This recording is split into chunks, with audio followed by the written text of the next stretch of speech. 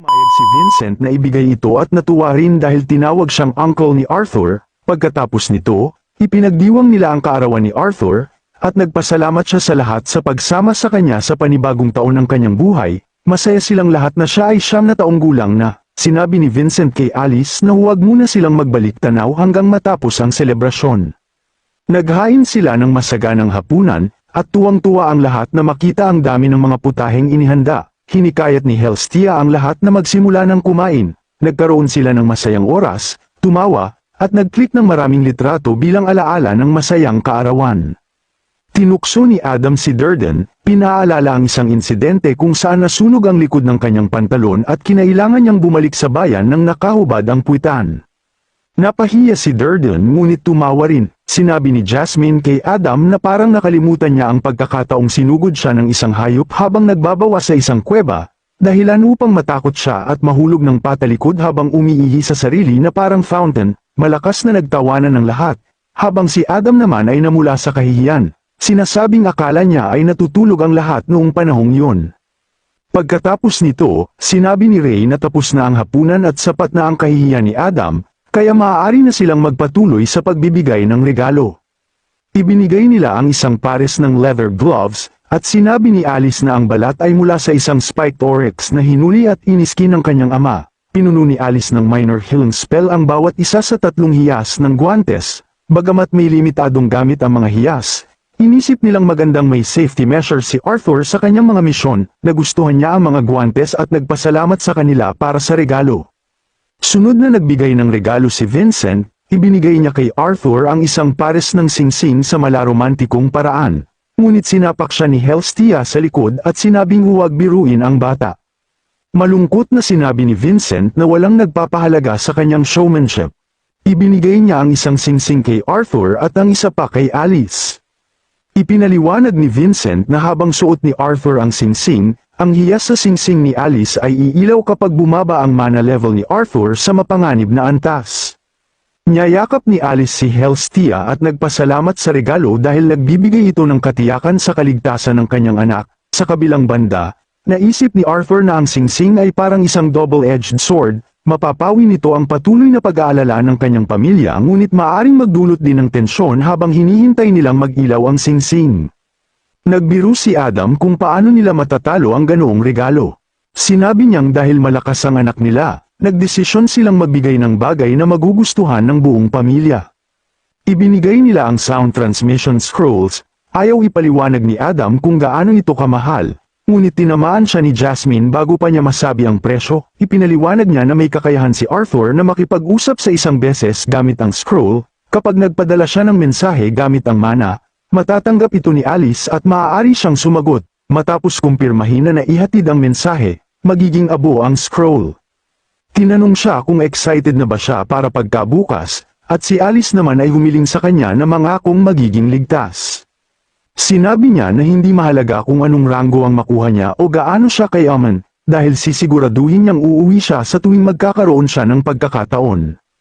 Pagkatapos nito, nagpaalam ang Twin Horn sa kanilang tahanan. Naisip ni Arthur na mayroon na siyang pamilya at mga taong nagmamahal sa kanya. Ito ang damdaming ayaw niyang mawala kailanman, isang bagay na ipaglalaban at itatangi niya. Upang mapanatili ito, alam niyang kailangan niyang pagbutihin ang sarili niya na higit pa kaysa nung ako'y naging hari.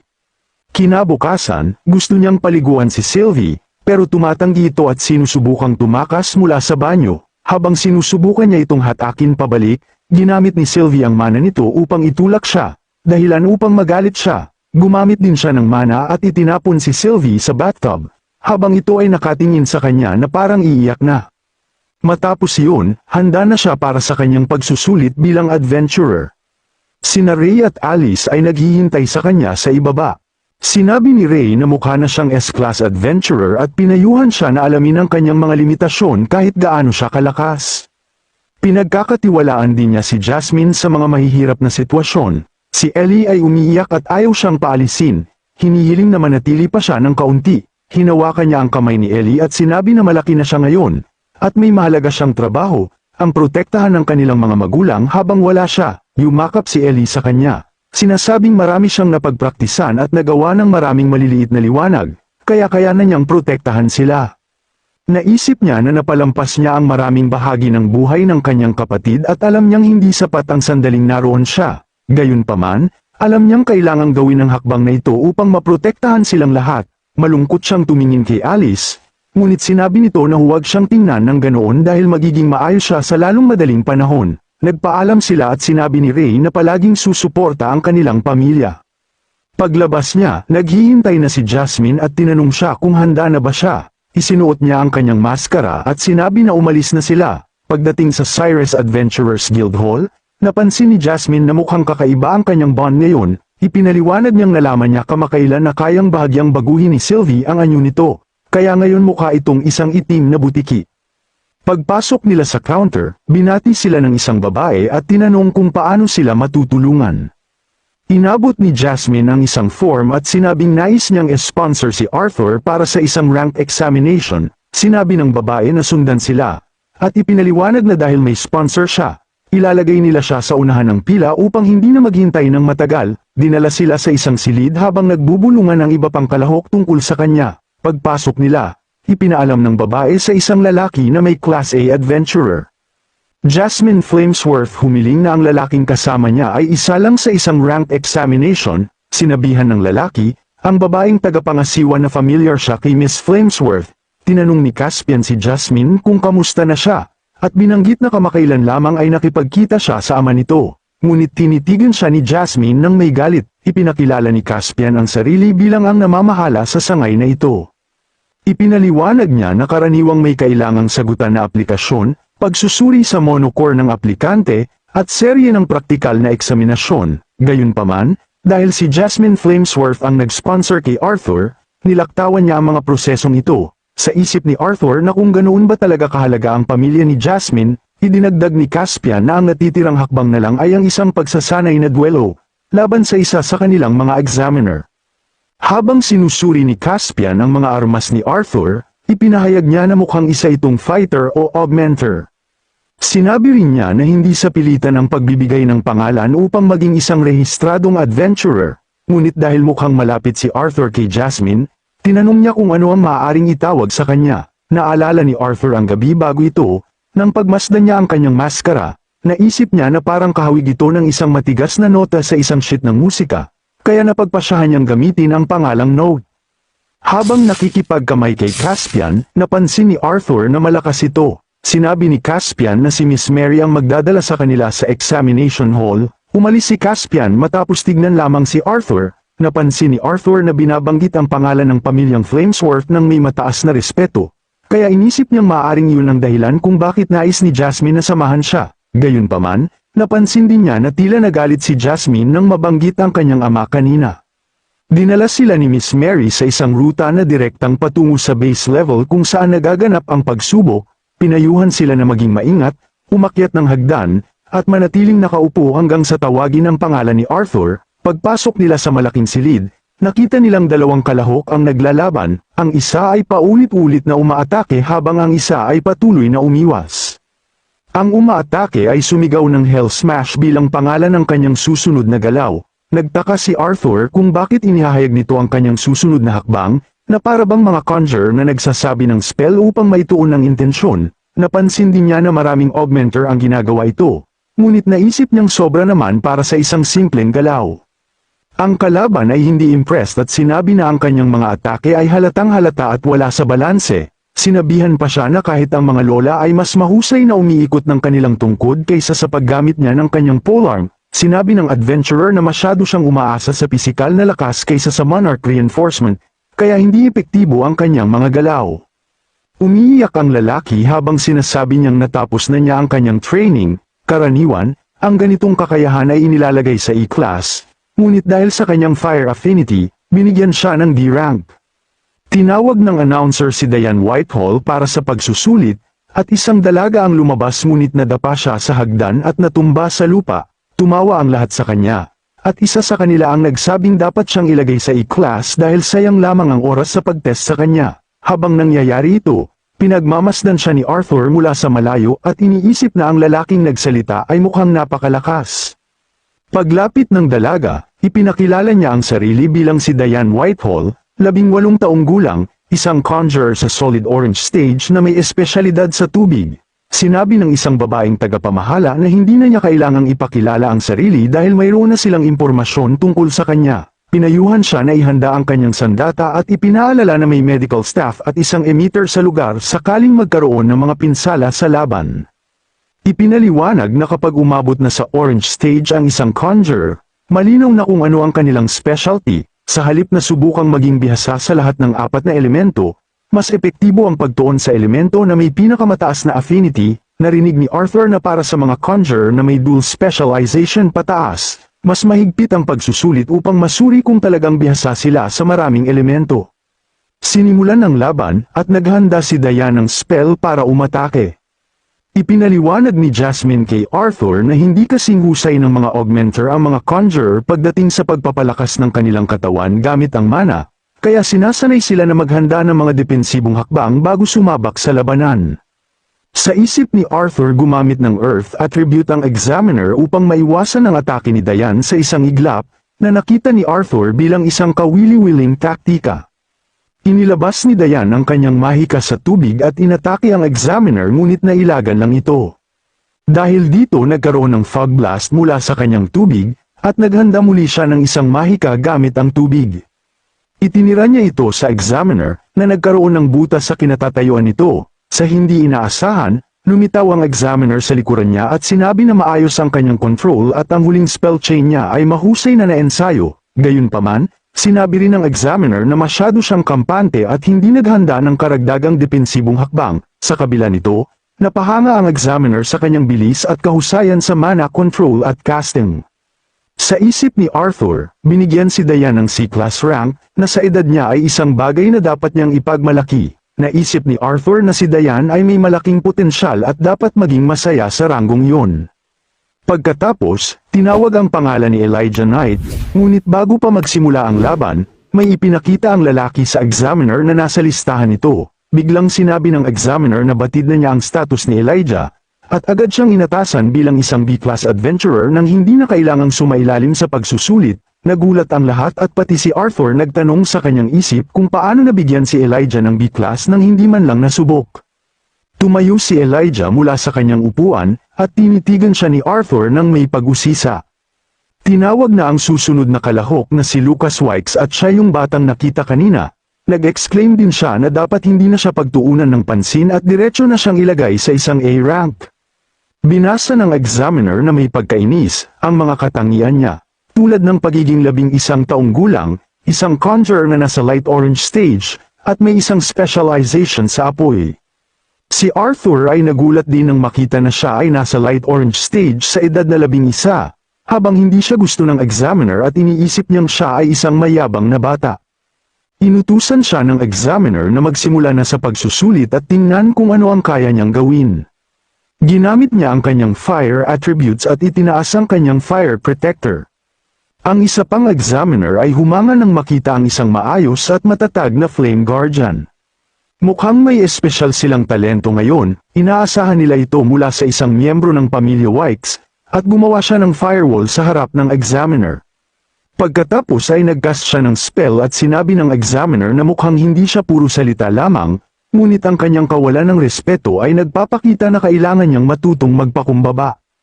Kaya't gumawa ang Examiner ng dust wall na nagwasak sa kanyang apoy. Iniisip ni Arthur na isang magandang hakbang yun mula sa Examiner, at ang Flame Guardian ay kusang mamatay kapag naubos na ang limitadong oxygen sa loob ng libingan. Ngunit ngumiti si Lucas at nag-cast ng isa pang spell, sinasabi na huli na. Narinig ni Lucas na walang nangyaring kaso kung saan ang Examiner ay nasaktan habang tinitesting ang mga bagong adventurer, na isang karangalang na siya ang kauna-unahang Examiner. Ginamit niya ang daan-daang apoy upang atakihin ang Examiner, at nahirapan ang Examiner na iwasan ang lahat ng mga ito ng sabay-sabay. Sinubukan niyang umiwas, ngunit ang lakas ng atake ay napakalakas, kaya't kailangan niyang tumakbo upang maiwasan. Pagkatapos ay tumakbo siya patungo kay Lucas, gumawa ng maraming atake at umabot sa likuran niya. Gumawa siya ng kamay mula sa lupa at pinigilan ang kanyang paa, at hindi makawala si Lucas dito. Sumigaw siya ng malakas, napakawalan siya, buti na lang nagawa ng Examiner na pigilan ang kanyang atake gamit ang lupa. Nagsalita ang examiner na ang kanyang mana pool, ang kakayahang matutunan ang mga mataas na antas ng fire affinity spells, ay nagpapakita ng malaki niyang potensyal. Ngunit bumangon muli si Lucas at sinabi na hindi pa tapos ang atake, ang examiner ay hindi handa, kaya hindi siya nakaiwas sa kanya. Ngunit dumating ang isa pang examiner at naharang ang atake ni Lucas. Nagalit si Lucas sa kanya at tinanong kung paano siya naglakas loob na makialam sa kanyang pagsusulit. Sumagot ang examiner na siya ang unang lumabag sa regulasyon at naglunsad ng isang surprise spell, kahit na natapos na ang pagsusulit. Si Lucas ay sumigaw at tinawag ang tagasuri na isang mangkukulam. Sinabi niya na siya ang humarang sa kanyang susunod na atake sa pamamagitan ng pagharang sa mga atake ng apoy. Siya rin ang nagdesisyong tapusin ang pagsusulit kahit kontrolado niya ang lahat. Hiningi ng tagasuri sa kanya na ipahayag ang kanyang resulta. At sinabi ng babae na tagasuri, ang mana pool at kontrol ni Lucas ay kapwa mahusay, ngunit may ilang pagkukulang bunga ng kakulangan sa karanasan. Gayunpaman, sapat na ito para maipasok siya sa Class B. Si Lucas, bagamat galit na galit, ay tahimik na umakyat sa itaas. May ilang kalahok na bumati sa kanya dahil sa pagkuha ng Class B. Ngunit sinigawan niya sila, sinasabing huwag siyang ikumpara sa kanila. Sa kanyang isipan, iniisip niya na kailangang malaman ito ng kanyang ama. Pagkatapos nito, si Arthur ang tinawag para sa pagsusulit, binati siya ni Jasmine at hiniling na magtagumpay. Habang papunta sa arena, iniisip niya kung paano haharapin ang isang mandirigmang tulad ng tagasuri. Ang tagasuri ay may maraming taon ng pagsasanay at karanasan sa espada. Ang kanyang kilos ay malakas at mabilis, ngunit hindi siya walang kahinaan sa depensa. Sinabi ng tagasuri kay Arthur na magmadali dahil hindi nila magugugol ang buong araw para rito. Mukhang sinusubukan siya sa ilalim ng espesyal na kondisyon, dahil walang impormasyon tungkol sa kanya. Sinabi ng tagasuri na titingnan nila kung ano ang kaya niyang gawin. Pinaramdam ni Arthur ang bigat ng presyon mula sa tagasuri, ngunit biglang dumating si Caspian at pinigil sila. Inihayag ni Caspian na siya mismo ang magsusuri sa partikular na kandidato. Nagulat ang tagasuri na si Caspian, isang AA class adventurer, ang personal na magsusuri kay Arthur. Tinanong niya si Caspian kung talagang kinakailangan na ang isang tulad niya ay magpababa ng antas para lang subukan ang isang kandidato, lalo na ang isang mage ng kalibre ni Arthur. Napaisip ang examiner kung dahil yun sa kanyang pag-alinlangan, nagdedesisyon lang siya kung gaano kalakas ang gagamitin niya. Sinagot ni Caspian na hindi niya kinukwestiyon ang lakas ng tagasuri, ngunit nararamdaman niyang obligasyon niya itong gawin dahil sa koneksyon ng kanilang sponsor. Tinanong niya si Arthur bilang sinote kung sumasang-ayon siya at handang sumailalim sa pagsusulit. Sa lugar ng pagsusulit, maraming tao ang nanunood ng laban nina Arthur at Caspian. Nakatayo sila sa harap ng isa't isa. Si Caspian ay kinuha ang kanyang espada mula sa hawakan, habang hawak ni Arthur ang kanyang espada. Iniisip ni Arthur na ang lalaking nasa harap niya ay hindi lamang ang namumuno sa pinakamalaking guild sa Sapien, kundi isa ring AA class adventurer. Ngumiti si Arthur at excited sa kanilang labanan. Inihanda ni Caspian ang kanyang espada at sinabi kay Arthur na maghanda at huwag dalhin sa puso ang espesyal na pagtrato. Tumango si Arthur habang inihanda rin ang kanyang espada. Tumakbo si Caspian papunta kay Arthur at inatake siya gamit ang kanyang espada. Ngunit sa tamang oras, sinalubong ni Arthur ang espada ni Caspian at ang banggaan ng kanilang mga espada ay naglabas ng mga spark. Sa isip ni Arthur, iniisip niya kung gaano kabila si Caspian. Tuluyan siyang naitulak ni Caspian, dahilan para siya ay matumba sa lupa. Inihampas ni Caspian ang kanyang espada upang atakehin siya. Nakita ito ni Arthur na nakahiga sa lupa at nagulat. Agad siyang gumulong mula sa harap ni Caspian patungo sa likuran. Gumamit si Arthur ng wind magic at tumalikod upang umatake, ngunit nagulat si Arthur sa bilis ni Caspian na handang umatake sa kanya. Iniwasan ni Arthur ang atake ni Caspian sa pagbent ng kanyang katawan at umatake na ikinagulat ni Caspian, buti na lang mabilis ang kanyang reaksyon. Nasyahan si Caspian at pareho silang umatake, napang-abot ang kanilang espada at naiwasan nila ang kanilang bawat atake, ngunit nahiwa ang pisngi ni Arthur na sinundan ng siko, at agad siyang pinatamaan sa hawakan ng espada mula sa likod. Habang lumalaban si Arthur, ay napagtanto niya na malinaw nakikipaglaban siya kung ano ang kanyang mga kahinaan. Pero naiwasan niya ang atake ni Caspian, kahit ang mga kalamnan niya ay hindi pa ganap na na-develop, at higit isang talampakan ang ikli niya kumpara sa nakasanayan niya noong nasa rulok siya ng kanyang kakayahan sa pakikipaglaban. Bagamat mas matatag ang kanyang katawan dahil sa pagsanib ng Sylvia Dragon's Wheel, mas mahina pa rin ito laban sa isang veteranong mandirigma na ang katawan ay pinahusay at balot ng makapal na mana, pero mabilis pa rin niyang naiiwasan ang atake ni Caspian. At ginamit niya nito na pagkakataon na umatake, ngunit nasanggalang ito ni Caspian sa kanyang espada. Napamura si Arthur sa kanyang isipan, na kahit na sa lahat ng kanyang pagsasanay, hindi pa rin siya sanay sa hindi pa ganap na na-develop na katawan na ito. Dahil dito naghanda na si Caspian at humingi siya ng paumanhin kay Arthur dahil sa pagmamaliit sa kanya. Sa pagkakataon na ito ay magseseryoso na si Caspian at naglabas na siya ng mana sa kanyang katawan. Habang si Arthur ay hindi makagalaw at nakaramdam ng takot.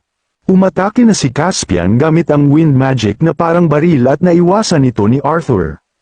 Sabi ni Caspian na mukhang nakahanap nga si Miss Flamesworth ng isang karapat-dapat sa wakas. Habang umiiwas si Arthur, naisip niya na ang mga bala ng hangin ay napakabilis at halos imposibleng makita, ngunit ang mga trajectory nito ay mahuhulaan. Kailangan niyang paliitin ng distansya kung gusto niyang man lang magkaroon ng pagkakataong lumaban. Ginawa ni Arthur na sumulong patungo kay Caspian habang tinitira siya ng wing bullets. Nang naabot na ni Arthur ang tamang distansya, ay ginamit niya ang fire magic para umatake pero naiwasan pa rin ni Caspian. Ngumiti si Caspian, iniisip na siya pala'y isang fire mage. Inatake ni Arthur si Caspian gamit ang kanyang flaming sword, ngunit sinalubong ito ni Caspian gamit ang kanyang espada. Habang parehong gumagamit ng magic, nagbanggaan ang kanilang mga espada, at nagkaroon ng pagsabog ng apoy at hangin mula sa punto ng banggaan. Tumayo sila sa harap ng isa't isa, nagtutulakan gamit ang kanilang mga espada. Si Arthur, na may nagliliwanag na isang mata dahil sa fire magic, ay tumitig kay Caspian, habang itinutulak ni Caspian ang kanyang espada. Ngumiti siya, iniisip na malinaw na ang resulta. Siya ay isang AA class adventurer, may kakayahang gumamit ng long-range spells na pinapangarap ng karamihan. Habang nakangiti, tinanong sa kanyang isip na kung bakit siya nakaramdam ng kaba. Ngunit biglang napaisip si Caspian, nagngangalit ang mga ngipin, na hindi ito maaaring mangyari. Sabay umatake siya ng wind magic patungo kay Arthur, sinasabing na huwag itong mayabang. Nagulat si Arthur nang ang malakas na bugso ng hangin ay itinulak siya palayo at naglikha ng mahika na ipinadala sa isa't isa. Bilang tugon, ginamit ni Arthur ang fire magic upang harangin ito. Nakita ito ni Jasmine, na bigla siyang tumayo mula sa kanyang kinauupuan. Muling lumikha si Caspian ng wind magic sa pamamagitan ng pagwagayway ng kanyang espada at nagpadala ng wind bullets kay Arthur. Habang si Arthur ay nakatayo sa malayo, lumilikha ng fire magic, nagulat siya, iniisip na hindi pa niya muling naibalik ang kanyang balanse. Bigla siyang tumalo ng paparating ang wind bullets. Gumamit siya ng piston stamp magic at lumipad sa ere, papunta kay Caspian upang umatake, habang nakatayo si Caspian at naghahanda na para salubungin ang atake ni Arthur. Habang papalapit si Arthur kay Caspian sa ere, lumilikha ng flame magic, iniharap ni Caspian ang kanyang windstorm kay Arthur, pero hindi naabot ni Arthur si Caspian sa kanyang atake dahil sa distansya. Napahanga pa rin si Caspian kay Arthur, at tumira ng wind bullet, na ikinagulat ni Arthur na mas mabilis pa ang kanyang bilis sa pagcast, at muntik na siyang matamaan nito, na dahilan upang siya'y bumagsak sa lupa. Ginamit niya ang pagkakataon, na muling umatake si Caspian gamit ang kanyang windstorm, at si Arthur, habang nakahiga sa lupa, ay nagulat, itinira ni Caspian ang windstorm patungo sa kanya, kaya't agad na tumayo si Arthur at lumayo sa lugar na yun gamit ang kanyang fire burst para makatakas. Inaktiba ni Arthur ang kanyang flaming sword, iniisip na patuloy siyang pinipilit ni Caspian na ipakita ang lahat ng kanyang kakayahan. Lumikha siya ng flame magic na nagpuputol sa hangin, mabilis na lumapit kay Caspian, at hinawakan ang kamay nito kung saan hawak ang espada at wind magic. Alam ni Caspian ang piston stamp, ngunit ang bagong spell ni Arthur ay tunay na nakakagulat. Habang hawak ang kamay ni Caspian, lumapit pa si Arthur at tumitig sa kanyang mga mata. Mula sa mga mata ni Arthur ay lumabas ang isang maliwanag na aura. Habang nakatingin si Caspian, nagngalit ang kanyang mga ngipin, iniisip kung matatalo ba siya.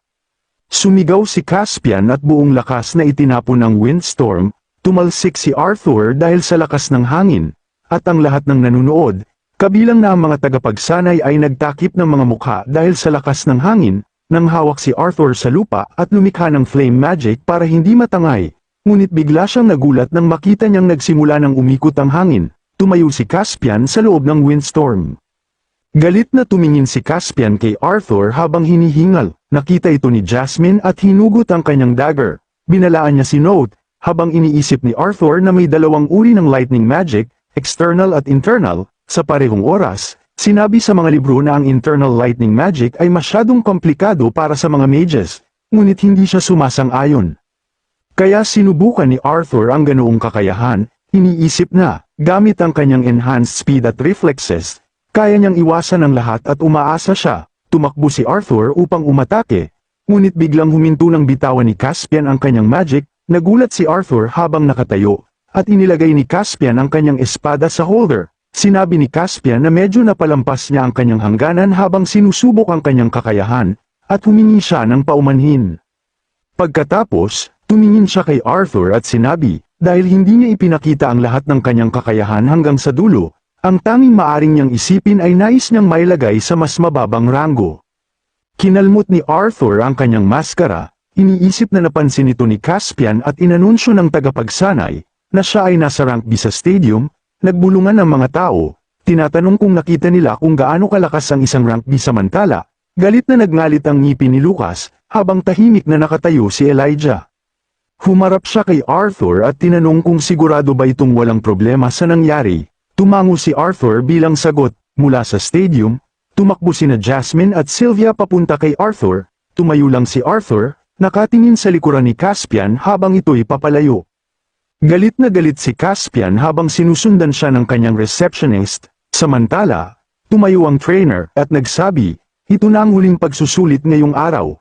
Sa kanyang opisina, si Caspian iniisip ang laban nila ni Arthur. Binalikan niya sa isipan ang eksena, ang nagliliwanag na mata ni Arthur. Napabuntong hininga si Caspian at biglang bumukas ang pinto, at pumasok ang trainer habang nagtataka sa nangyari. Lumapit ang dalawa kay Caspian, at ang tagasuri ay nagtanong, kung ano ang nangyari. Mas maraming B-class na kandidato ngayon kaysa sa nakalipas na 4 na buwan, idinagdag ng tagapagsanay. Bukod pa rito, mukhang mga bata pa silang lahat. Ang light orange stage sa edad na 11 ay halos hindi pa nangyayari sa mga tao. Tahimik na nakinig si Sir Caspian sa kanilang dalawa, at sa kanya itinaas ang kamay. Sa sandaling itinaas niya ito, nagulat at natahimik ang dalawa. Tinanong ni Caspian kung natatandaan nila ang nangyari kalahating taon na ang nakalipas sa Cyrus. Ang babaeng tagasuri ay nagtanong, iyon ba ang panahon kung kailan naganap ang unang torneo sa pagitan ng 3 lahi? Habang nakatayo ang tagapagsanay sa tabi niya, ay wala siyang naalala. Binuksan ni Caspian ang kanyang drawer at sumagot, karamihan sa mga empleyado ng Adventurers Guild ay hindi pa naabisuhan. Pero ipinaalam sa kanya ilang linggo na ang nakalipas na ang pagbabawal sa mga elf at dwarf na maging lisensyadong adventurer sa ilalim ng saipan ay inalis na. Kinuha niya ang isang tala-arawan mula sa drawer at inilapag ito sa mesa sa harapan nila. Saka sinabi, ang mga kandidatong nasa batch ngayon ay kinabibilangan ng ilang kinatawang tagasuri. Binuksan niya ang tala-arawan, habang binabasa ang tala-arawan ni Caspian ang sabi, si Lucas Wise ay isang half-elf na naninirahan sa saipan. Ang impormasyon tungkol sa kanyang kapanganakan ay classified, pero kung hulaan niya, malamang na isinilang siya sa isang elf slave. Dugtong pa niya, ang mga housewives ay palaging may masamang reputasyon sa pakikialam sa iba't ibang paraan ng paglikha ng mas mahusay na mages para sa kanilang mga pamilya. Pero kakaiba ang kaso niya, napakahusay niya sa flame affinity na kahit na may lahi siyang elf, nagising siya sa edad na 8, na maaga pa kahit sa pamantayan ng elf. Ipinaliwanag niya na si Lucas ay napilitang maging adventurer upang mapahusay ang kanyang kakayahan sa pamamagitan ng mga tunay na laban. Mukhang naabot na ng kanyang pamilya ang limitasyon ng progreso gamit ang beast course at elixirs para pabilisin ang kanyang paglago. Habang itinuturo ang pahina ng tala-arawan kung saan nakasulat ang impormasyon ni Lucas, sinabi niya, si Elijah Knight, sa kabilang banda, ay isang misteryo. Ayon sa file, hindi alam ang kanyang pinagmulan. Pero lumaki siyang kasama ng mga dwarf mula pagkabata at ipinadala bilang isa sa mga unang kinatawan mula sa kaharian ng mga dwarf upang mag-assimilate sa kaharian ng tao.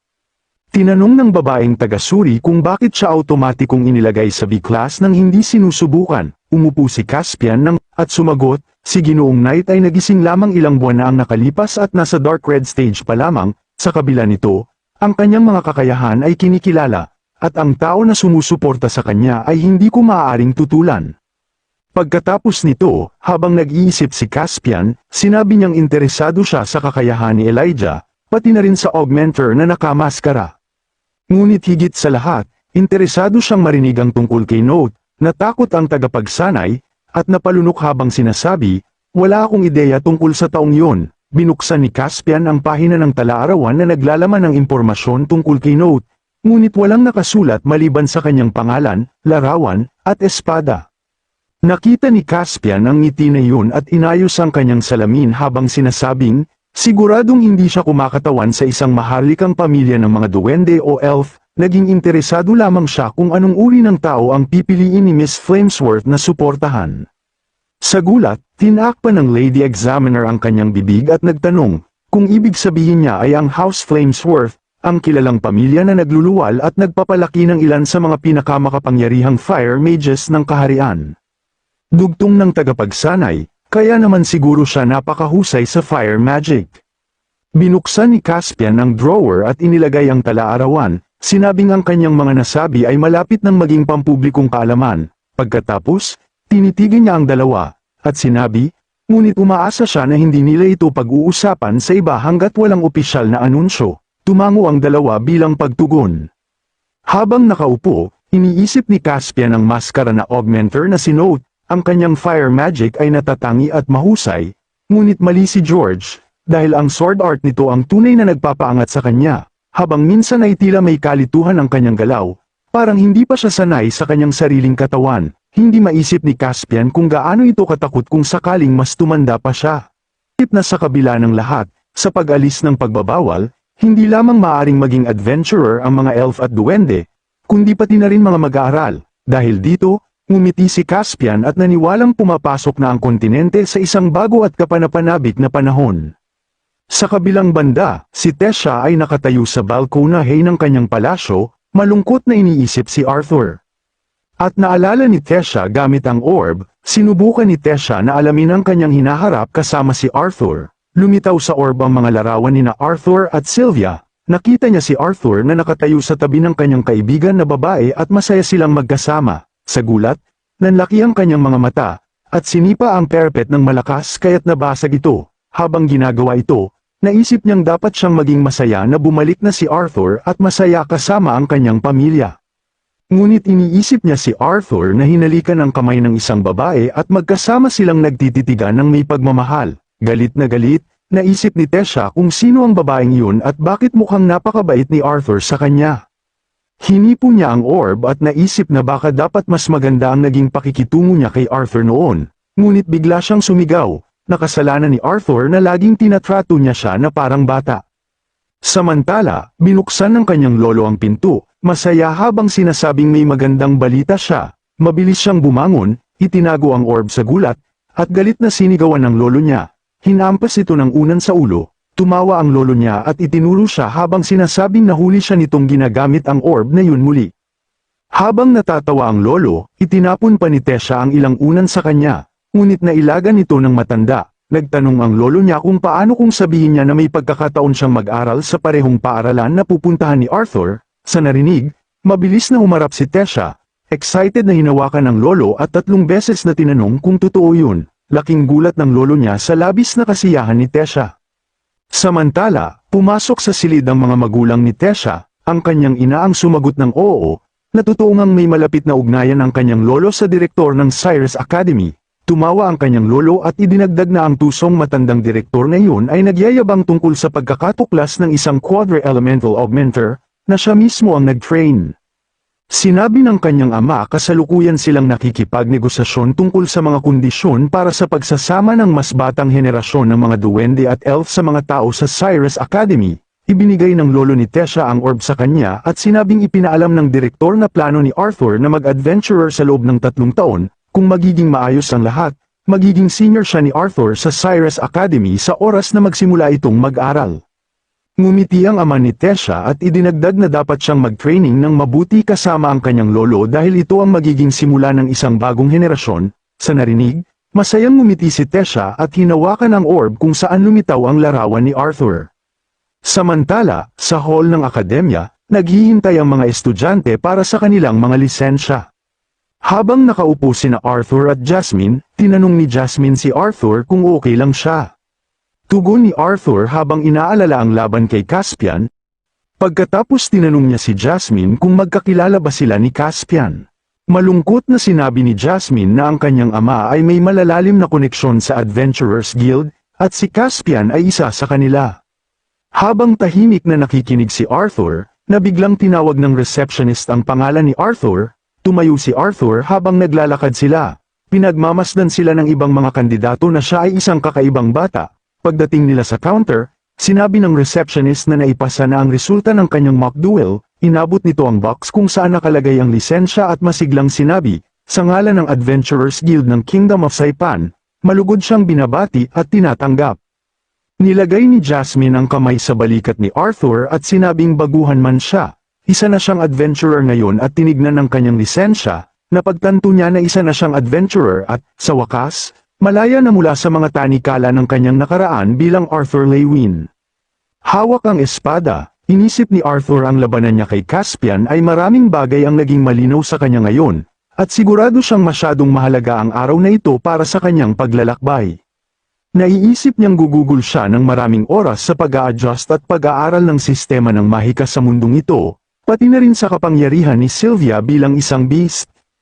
Iniisip din niya na sa pamamagitan ng pagpapahusay ng kanyang elemental na mahika, maaari siyang maging sobrang abala sa mga kakayahang natamo niya sa pagdating sa mundong ito, na maaaring makalimutan niyang sanayin ang kakayahang pinakamainam niya noong nakaraan. Sa nakaraan, ginamit niya ang karamihan sa kanyang maliit na imbakan ng chi upang paghusayin ang pinakasimpleng ngunit epektibong mga teknik, kahit na limitado siya, kaya't tinatanong niya ang sarili kung dapat ba niyang ipagpatuloy ang pagtutok sa mahika. Habang nag-iisip si Arthur, naligaw siya sa kanyang mga ideya at bigla siyang nabangga sa isang tao, tumingala siya at humingi ng paumanhin sa batang lalaki. Si Arthur at ang batang lalaki ay parehong nagtinginan, at napagtanto ni Arthur na isa ito sa mga examining ngayong araw, Rango B, na hindi na kailangang mag-test.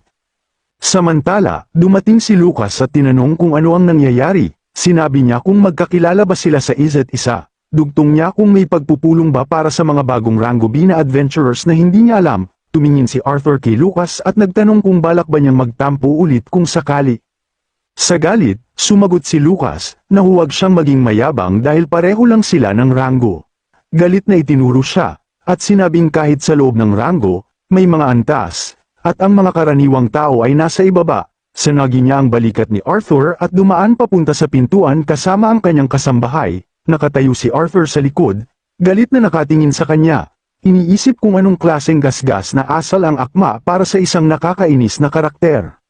Samantala, dumating si Jasmine at tinanong si Arthur kung ano ang nangyari. Tumingin si Arthur sa gilid kung saan naroon si Elijah, ngunit laking gulat niya nang makita niyang wala na ito. Pagkatapos nito, tinanong ni Arthur si Jasmine kung ano ang susunod nilang gagawin, kung kukuha ba siya ng quest mula sa bulletin board o may iba siyang plano. Sinagot ni Jasmine na sa kakayahan ni Arthur, nasasayang lang ang oras sa mga ganitong bagay, kaya may ibang plano siya.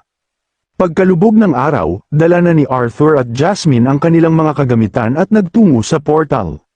Tinanong sila ng isa sa mga gwardya kung may lisensya o permit ba sila para makapunta sa Beast Glades. Ipinakita nila ang kanilang mga lisensya, at tinanong ni Jasmine si Arthur kung kailangan pa niyang maghanda ng anumang bagay. Sinabi ni Arthur na naipon na niya ang lahat ng kakailanganin niya para sa susunod na linggo. Pumasok sila sa Beast Glades, kung saan maraming klase ng mga halimaw ang naroon. Habang papalubog ang araw, nagpatuloy silang dalawa sa kanilang paglalakbay.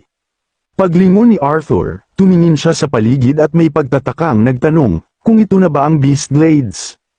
Ito ay masyadong mapayapa. Lumingon si Jasmine at sumagot, narating na natin ang isang outpost sa paanan ng Grand Mountains. Marami na kasing bahagi ng lugar na ito ang na-explore. Pagkatapos, itinulong niya ang isang lalaki na may hawak na espada na tumatakbo para habulin ang isang hayop. Sinabi niyang, ginagamit din ng mga class adventurers ang lugar na ito para mag-train at mangolekta ng sangkap para sa mga quest.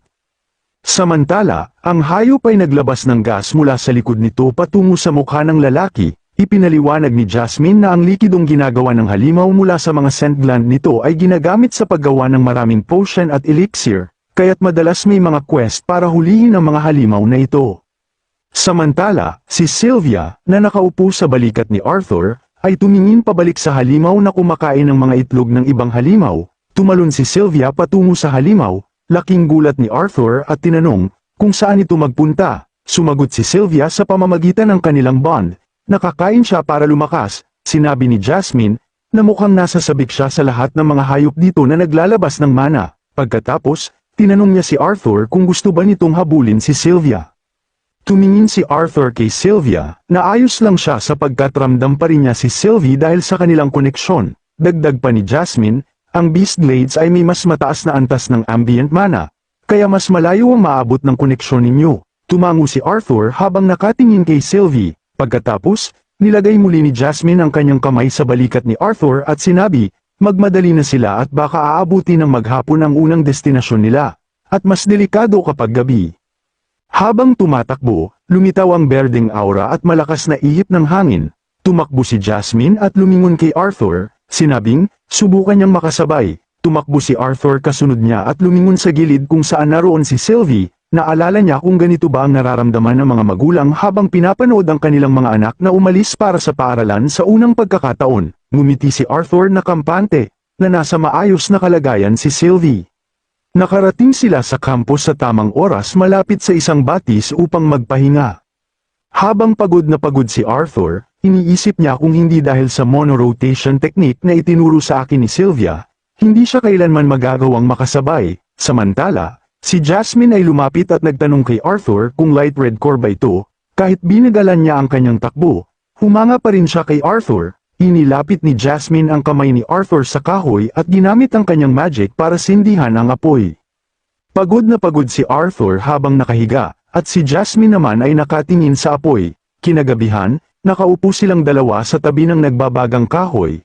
Maya-maya, nagtanong si Arthur kung bakit gusto ni Jasmine na maging adventurer. Hindi sumagot si Jasmine at napaisip si Arthur, na baka nadampian niya ang maselang paksa. Pagkaraan ng ilang sandali, sumagot si Jasmine, na gusto siyang tumakas sa kanyang pamilya.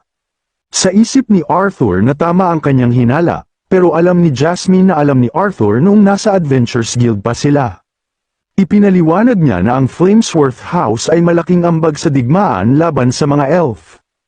Ang kanilang tahanan ay nagbigay ng maraming makapangyarihang mage, maging conjurer man o augmenter. Sila ay tanyag sa kanilang kakayahan sa fire attribute magic, na itinuturing na pinakamakapangyarihan sa lahat ng elemento, kaya't noong maagang nagising ang kanyang mana, mataas ang inaasahan ng kanyang pamilya sa kanya, ngunit nang lumabas sa lahat ng kanyang mga pagsusuri na wala siyang kaugnayan sa fire attribute, itinuring siya ng kanyang pamilya bilang mas mababa. Habang may lungkot na nakatingin sa kanyang kamay, nagpakawala si Jasmine ng mana sa kanyang palad ang wind magic. Biglang galit na sumigaw si Arthur na isang malaking kalokohan, na alam niya na may mga antas sa lakas ng mana core, pero hindi yun dahilan para baliwalain siya. Dagdag pa niya, kahit na may hierarchy na binuo base sa elemental affinities ng mga mage, hindi ibig sabihin ito na ang isa ay mas mahusay kaysa sa iba. Tumayo siya, itinataas ang kanyang mga kamay, at pasiga na idinagdag, walang ni isang elemento na likas na mas mabuti sa iba. Ang lahat ay nakasalalay sa kung paano ito ginagamit ng isang mage. Biglang tumawa si Jasmine at nakaramdam ng hiya si Arthur. Humingi ng paumanhin si Jasmine sa kanya dahil kadalasan kalmado lang si Arthur. Nagulat siya nang nagalit si Arthur ng ganoon. Dahil dito napaisip si Arthur, na siguro naalala niya lang ang nakaraan nito. Sa nakaraang buhay niya, ang pinakamalaking kahinaan niya ay ang maliit na ki, na katulad ng manacor sa mundong ito. Mas mahina ito kumpara sa iba. Naisip niya, sa mundong ito, may elemental affinity at dark yellow core. Kahit 24 na taong gulang pa lang siya, tinalikuran siya ng kanyang sariling pamilya. Ang sabi ni Arthur na hindi patas ang lahat. Sabi ni Jasmine na ang augmenters laban sa conjurers, isang elemento laban sa iba, matagal na niyang natanggap na palaging naghahanap ang mga tao ng paraan para maramdaman nilang mas mataas sila sa iba, nasa kalikasan nila yon. Dugtong pa niya, pero sa Twin Horns, tinrato nila siya ng maayos. Habang iniisip ito ni Arthur, napansin niya na kahit nakangiti at tumatawa si Jasmine, para siyang mahina at madaling masaktan, bagamat madalas siyang malamig at masyadong malayo, parang may natitira pa ring lungkot sa kanya. Sinindihan ni Jasmine ang patpat sa apoy at nagulat si Arthur nang hinawakan ni Jasmine ang kanyang kamay at ginamit ang kanyang wind magic upang patayin ang apoy sa patpat. Habang nakahiga na sila, sinabi ni Jasmine kay Arthur, na parang kakaiba dahil kapag kinakausap niya ito ay hindi niya nararamdaman na bata pa siya. Hindi sumagot si Arthur, kaya't inakala ni Jasmine na tulog na siya. Malungkot niyang ipinikit ang kanyang mga mata, ngunit gising pa si Arthur, tahimik na nakikinig sa kanya. Kinabukasan, habang natutulog si Arthur sa kanyang sleeping bag, bigla niyang naramdaman na nakaupo si Sylvia sa kanya. Sa kanyang pagtulog, tinawag niya ang pangalan nito at sinabi na masyado siyang mabigat para matulog sa kanya. Biglang nagising si Arthur, at nang idilat niya ang kanyang mga mata, natakot siya nang makita ang isang halimaw na nakaupo sa kanya. Kaya mabilis siyang bumangon at sumigaw, natumba ang halimaw at tumakbo palayo. Habang nakaupo sa sleeping bag, naamoy ni Arthur ang hangin at napansin ang mga isdang niluluto. Nakita niya si Jasmine na pinupunasan ang kanyang mukha gamit ang tuwalya habang nakatayo sa tabi ng bato. Sinabihan siya ni Jasmine na dapat gumising na siya upang makatulong sa mga gawaing umaga. Nagkamot ng ulo si Arthur at humingi ng pasensya, sinabing masama niyang ugali yun. Matapos nito, sinabi ni Jasmine na kumain na sila at sabihin ito kay Sylvie. Masaya tumugon si Arthur at pumikit gamit ang telepatikong kinausap si Sylvie. Inaanyayahan itong kumain kasama nila, ngunit nasa malayo si Sylvie at abala sa pagkain ng isang halimaw na pinupunit niya. Ang iba pang halimaw ay takot na nakatingin sa kanya. Nandidiri si Arthur sa kinakain ni Sylvie, sa palagay niya nasa maayos itong kalagayan. Sa kabila nito, natapos nilang dalawa ang kanilang pagkain. Tinanong ni Arthur kung saan sila pupunta. Sumagot si Jasmine, na isa sa mga dahilan kung bakit siya dinala sa lugar na yun ay para mag-sparring. Nagulat si Arthur sa kanyang narinig. Lumingon si Jasmine at ipinaliwanag na minsan, ang kanyang estilo ng pakikipaglaban ay parang awkward na alam niya sa kanyang isipan ngunit hindi sumusunod ang kanyang katawan. Habang sinasabi ito, naalala niya ang oras na lumaban si Arthur kay Caspian, yumuko si Arthur, at sumagot na maganda ang ideya yun. Tinanong niya kung anong uri ng sparring ang nasa isip niya. Lumingon si Jasmine, kinuha ang kanyang dagger mula sa sinturon, at ipinaliwanag na gusto niyang malaman ang pisikal na limitasyon ni Arthur bago sumabak sa mga misyon sa dungeon. Sinabi niyang bawal gumamit ng mana maliban sa pagpapahina ng talim ng kanyang espada. Kaya kinuha ni Arthur ang isang stick na dala niya, pero sinabi ni Jasmine na gamitin niya ang isa pang espada. Tumigil si Arthur, nanlaki ang kanyang mga mata sa gulat, at lumingon upang tanungin kung paano niya nalaman na espada yun. Tugon ni Jasmine, na nagsasabing masyado siyang praktikal para magdala ng kahoy na baston ng walang dahilan.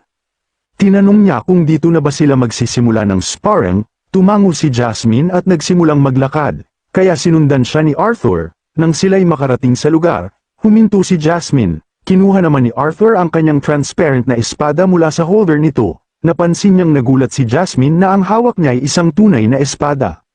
Habang hawak ni Arthur ang kanyang espada at tinanong si Jasmine kung handa na siya, tumitig si Jasmine sa kanya, at nakahanda na hawak ang dalawang dagger. Napaisip si Arthur kung gaano katagal mula noong huling beses siyang lumaban nang walang paggamit ng mana. Tumakbo si Arthur papunta kay Jasmine, hawak ang espada, at inatake siya. Kumalabog ang espada sa dagger ni Jasmine, at mabilis siyang umatras. Biglang tumalon si Jasmine papunta kay Arthur at inatake siya. Ngunit nakaiwas si Arthur sa oras. Inilapit ni Arthur ang espada upang sumaksak, pero mabilis na umilag si Jasmine, itinaas niya ang kanyang dagger at umatake. Ang sparring nila ay parang kumpirmasyon ng mga kinatatakutan ni Arthur mula sa kanyang laban kay Caspian. Nagpatuloy ang laban, kumilos si Jasmine ng mabilis, ngunit si Arthur ay naging maingat. Nakita ni Arthur na masyado siyang nakatutok sa paggamit ng magic at nakalimutan niyang sanayin ang sarili sa espada. Habang lumalaban, nadama niya ang kakulangan sa kanyang pisikal na kasanayan. Tumalon si Jasmine para umatake muli. Ngunit si Arthur ay bumagsak paatras. Inilagay ang kanyang espada sa harapan. Siniil siya ni Jasmine ng kanyang dagger. Ngunit nakaiwas si Arthur bago ito tumama sa kanyang braso. Lalo pang naging agresibo si Jasmine, na tinangkang hiwain ni Jasmine ang katawan ni Arthur ngunit nasangga ito ng kanyang espada, na kanyang ikinagulat. Si Arthur ay labis na pawisan at hinihingal. Naramdaman niyang nakatayo siya sa tubig at iniisip na ang kanyang kasanayan sa magic ay naging isang saklay na masyado niyang inasahan. Itinago lamang nito ang kanyang mga limitasyon at kahinaan. Pagkatapos nito, bumagsak si Arthur sa lupa, inilapag ang espada, at napabuntong hininga. Sinasabing panalo si Jasmine, na nakatayo sa harapan niya.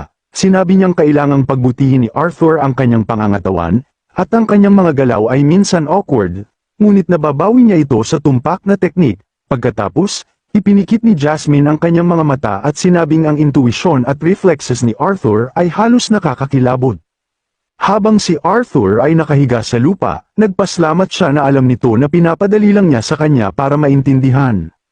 Lumapit si Jasmine sa kanya at sinabing magiging mas malakas siya sa mga misyon at dungeon dives, kahit na gumagamit siya ng magic. Nang marinig ito, tumayo si Arthur gamit ang kanyang espada at nagsabi na masyadong matagal yun. Tiningnan niya ang kanyang kamay at sinabi na siya'y advance sa mana manipulation, kaya magpo-focus siya sa sword fighting nang hindi umaasa sa mana. Nagulat si Jasmine at nagtanong, gusto ba niya pumasok sa dungeon nang hindi gumagamit ng mana? Kahit gaano ka-reckless, dekada ang kailangan para ma-master ang swordsmanship. Sinabi ni Arthur na kailangan niya lang ng 2 taon.